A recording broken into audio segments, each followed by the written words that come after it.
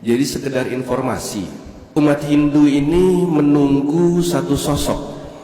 Ada satu yang ditunggu oleh umat Hindu sedunia. Apa itu? Kalki Awatara. Dalam kitab Weda, Kalki Awatara turun 10 kali dalam 4 zaman. Dan yang ditunggu adalah yang ke-9. Yang mereka tunggu, yang saat ini tunggu yang ke-9.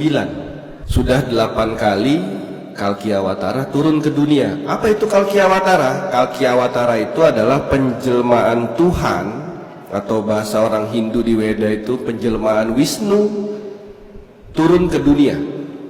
Dan dia akan datang pada zaman Kali Yuga. Namanya gitu, zaman Kali Yuga. Apa zaman Kali Yuga? Zaman dimana banyak peperangan, banyak bencana, banyak fitnah, dia akan lahir. Bagi umat Hindu, dia belum datang. Bagi umat Hindu. Tapi di bukunya Vait Parkas mengatakan dia sudah datang. Dan yang dimaksud siapa? Rasulullah SAW. Apa artinya Kalki Awatara? Kalki Awatara ada artinya itu utusan terakhir. Dan Kalki Awatara punya nama. Dalam kitab Hindu, nama Kalki Awatara adalah Narasangsa. Narasangsa artinya yang terpuji.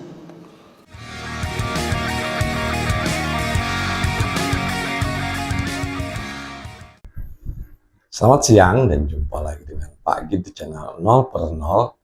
Kali ini kita mengambil sebuah konten yang judulnya Dewa Mencari Tuhan. Tapi bukan Dewa Wisnu, Dewa Siwa, atau Dewa Brahma mencari Tuhan, bukannya. Dewa ini maksudnya adalah mungkin ya nama ustadznya tersebut adalah dewa ya. Artinya pada saat beliau mencari Tuhan ya, terjadilah penemuan yang kayak itu gitu loh. Jadi di bukunya Vait Parkas yang menurutnya ini menceritakan seperti itu. Artinya Kalki Awatara ini adalah satu tokoh yang ditunggu oleh umat Hindu sedunia gitu. Yang dalam persepsinya atau sudut pandang atau katakanlah dengan tafsir ya. Tafsiran Vait Parkas ini menuju kalau Kalki Awatara itu sudah turun dan dia adalah Nabi Muhammad gitu. Ya, yang namanya tafsir, yang namanya persepsi, yang namanya sudut pandang ini sih sebetulnya sah-sah aja gitu. Tapi kalau kita tanya kepada umat Hindu ya, memang umat Hindu tidak meyakini, maksudnya tidak meyakini buku yang ditulis oleh Vait Parkas tersebut gitu ya. Nah, ini ya kalau kita memandang sesuatu masalah gitu ya, apalagi yang sifatnya multitafsir ya, dipandang dari berbagai macam sudut itu kan jadi artinya beda-beda.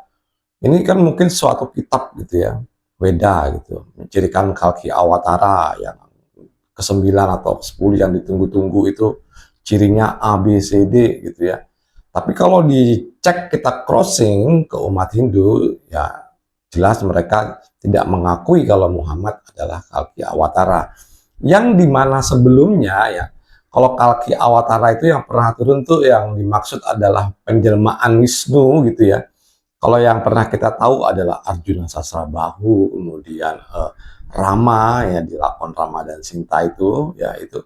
Kemudian Krishna. Nah, itu adalah penjelmaan dari Dewa Wisnu ya di istilahnya di kosmologi dan di apa itu mitologinya ceritanya seperti itu gitu.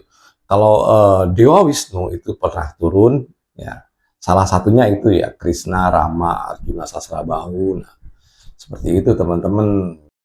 Kalau kita melihat dari berbagai sudut pandang ya, contoh kita lihat Hindu gitu ya. Hindu ini kan menantikan Kalki Awatara. Kalau kita melihat dari Buddha, ya, ini yang ditunggu kan Buddha material, gitu ya.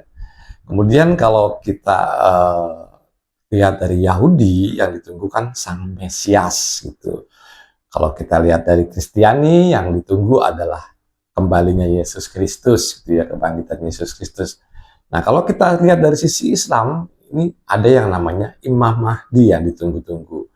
Dan dari sudut pandang Jawa pun, atau filosofi Jawa, ini ada yang ditunggu-tunggu juga, yaitu Ratu Adil, gitu ya, yang biasa disebut dengan Satrio Piningit. Satrio Piningit itu artinya kesatria yang disembunyikan, atau kesatria yang tersembunyi lah, seperti itu.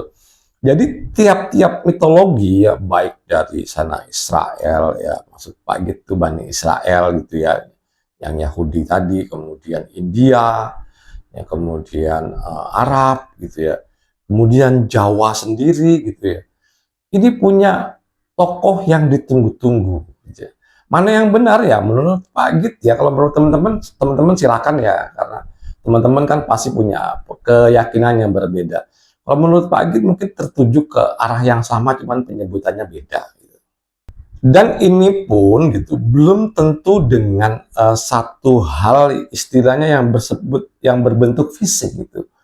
Bisa saja ini yang berbentuk spirit gitu ya, spiritual yang ada dalam tubuh kita. Jadi penerjemahan ini pun akhirnya kalau ditafsirkan oleh manusia yang berbeda, dan artinya akan berbeda gitu.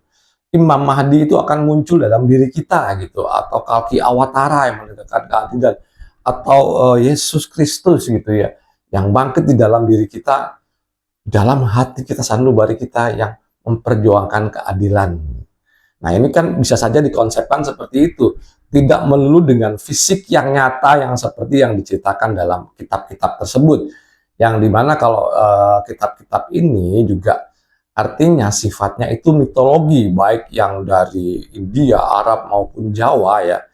Istilahnya kenapa dibilang mitologi ya, karena memang tidak bisa dibuktikan dengan ilmiah gitu. Artinya ya mitos gitu. Ya, tapi kan memang sudah menjadi kepercayaan dan tradisi dari setiap agama maupun setiap suku ini. Itu pasti ada yang mereka tunggu. Jadi sebetulnya tidak aneh gitu loh kalau menceritakan tentang penantian Kalki Awatara yang diceritakan oleh Ustadz Dewa, karena setiap agama, bahkan kepercayaan Jawa pun itu mempunyai tokohnya sendiri-sendiri gitu yang mereka nantikan. Baik, kita ambil kesimpulan teman-teman. Yang pertama, tentang penafsiran Kalkitara adalah Nabi Muhammad oleh Faid Parkas yang dipercayai oleh Ustadz Dewa, ya kan ini artinya dia menceritakan bukunya, dia baca dan dia mempercayai gitu loh. Dengan sosok yang diceritakan Faid Parkas tersebut, yang sebetulnya sosok tersebut menuju ke Nabi Muhammad. Ya, tapi ini kan hanya dalam persepsinya dari sudut pandangnya Faid Parkas itu, bukan dari sudut pandang yang lain yang tentu saja banyak yang berseberangan. Nah, ini soal ini ya banyak juga ulama-ulama di India yang berpendapat demikian gitu, seperti Dr. Zakir Naik gitu ya, kemudian banyaklah yang ulama-ulama lain dari India juga berpendapat seperti itu. Tapi kalau kita minta pendapat dari sisi Hindu, ya tentu saja ini beda sekali konsepnya gitu. Ya artinya Kalkitara bukanlah Nabi Muhammad. Itu yang pertama. Yang kedua, penafsiran ini karena sifatnya multitafsir ya, yang sifatnya mitologi ya, tidak ada bukti otentik dan ilmiahnya. Ya ini sah-sah aja gitu. Artinya ya silahkan saja, dan tidak perlu kita menjadikan ini sebuah debat panjang yang nggak ada akhir gitu ya. Kalau menurut kamu itu ya silahkan. Kalau menurut saya adalah ini gitu kan. Ya sudah, akhirnya menjadi perbedaan pendapat dan kita menghargai perbedaan pendapat. Dengan adanya perbedaan pendapat dan kita saling menghargai perbedaan pendapat, nah ini yang harus ditanamkan supaya terjaganya kedamaian dan kenyamanan di negeri ini. Menurut Pak Git cukup sekian dan terima kasih.